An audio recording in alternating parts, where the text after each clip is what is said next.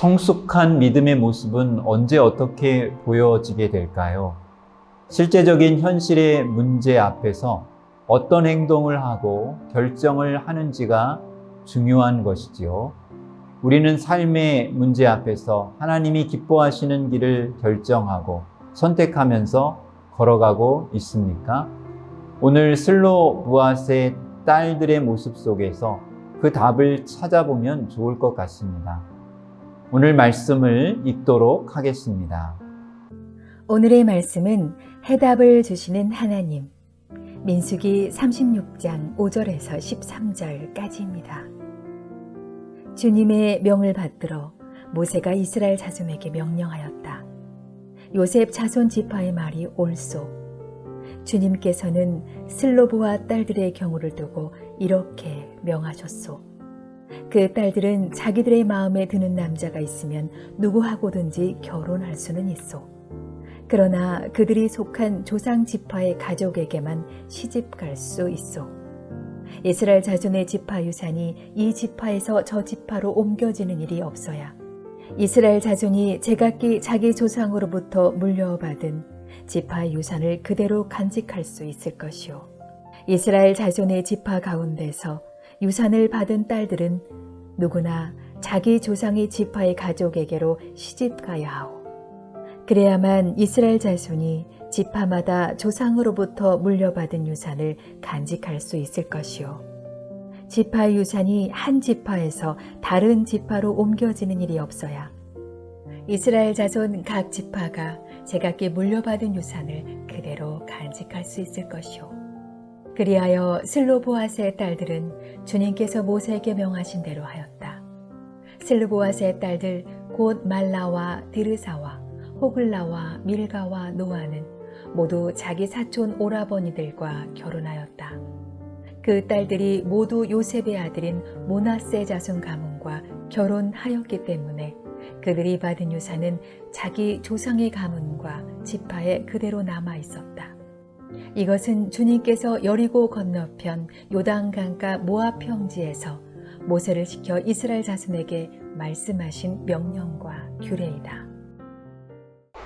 하나님께서 가장 온전한 해답을 주셨다는 것을 믿는 것이 믿음입니다. 하나님이 나보다 나를 더욱 아시고 가장 좋은 응답으로 인도하신다는 것을 믿고 신뢰하는 것이 믿음이지요. 하나님께서는 슬로부앗의 딸들이 마음대로 결혼할 수 있다고 말합니다. 자신이 좋아하는 사람이면 누구도 좋습니다. 정말 그럴까요? 단서 조항이 붙습니다. 단지 같은 지파에 속한 남자를 골라야 한다는 것입니다. 인간적으로 생각하면 하나님께서 결국 자유를 제한하셨다고 주장할 수 있습니다. 원망하고 불평할 수도 있습니다. 내가 정말 좋아하는 사람이 다른 지파에 있을 수도 있는 것이죠. 그럴 경우 하나님을 원망하고 고통스러워할 수도 있을 것입니다. 그러나 하나님의 인도하심을 믿고 순종하며 그 말씀을 따라 나아가는 것이 믿음인 것입니다. 10절에 보니까 슬로부앗의 딸들이 어떻게 반응했는지를 설명하고 있습니다. 슬로부앗의 딸들이 여호와께서 모세에게 명령하신 대로 행하니라. 슬로부앗의 딸들은 자신의 유익과 감정과 선택만을 고려한 것이 아니라 하나님의 명령에 귀 기울이고 순종하며 나아갔습니다. 그것이 개인도 살고 지파도 살고 민족도 사는 길이었기 때문입니다. 쉬운 결정이 아니었겠구나 생각해 볼 수 있습니다.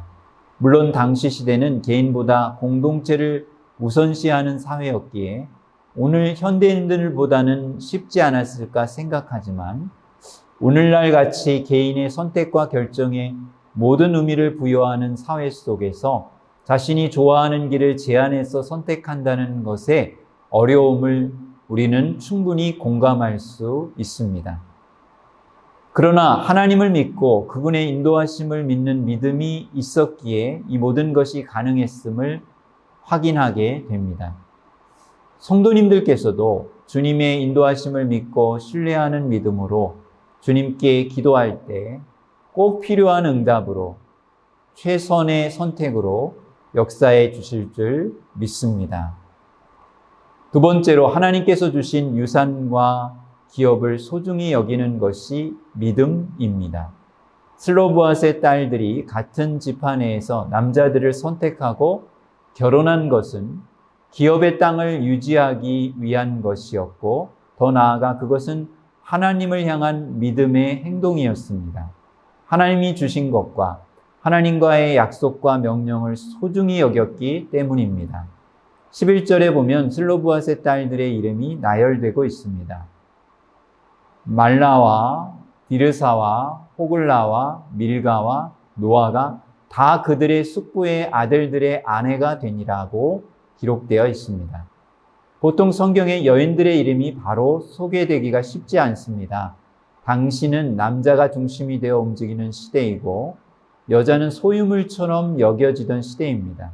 그리고 사실 여자로서 지파의 기업이나 하나님의 유산을 생각하기가 쉽지 않았던 시대입니다. 땅에 관한 것은 우리와 무관한 일이다 라고 생각해도 흠이 되지 않는 그런 시대였습니다. 그러나 슬로보앗의 딸들이 이름이 이렇게 기록된 것은 요셉 자손 지파에게도 굉장히 자랑스러운 일이었고 이스라엘 민족으로서도 매우 자랑스러운 여인들이었기에 그 이름이 기록되었구나 하는 것을 충분히 생각해 볼 수 있습니다. 이 여인들은 하나님의 약속과 하나님이 주신 땅과 그 기업을 가장 소중히 여긴 그런 하나님의 여인들이었습니다. 오늘 우리는 그리스도인으로서 그리스도인이라는 이름을 얼마나 소중히 여기고 있을까요? 그리고 그 이름에 걸맞게 행동하고 예수님의 명예와 이름을 위해서 살아가고 있나요? 주님께서 우리에게 하신 약속과 그 명령을 소중히 여기고 하나님의 영광을 위해 살아가는 우리 성도님들의 삶이 되기를 간절히 소망합니다. 우리 시간 함께 기도하겠습니다. 하나님 아버지, 우리의 믿음이 더욱 성숙하게 하옵소서. 우리의 믿음이 개인적인 차원을 넘어 이웃과 민족 그리고 하나님 나라를 위한 믿음이 되게 하옵소서. 우리의 믿음이 주님을 기쁘게 하고 주의 영광을 위한 믿음이 되게 하옵소서. 예수 그리스도의 이름으로 기도하옵나이다. 아멘.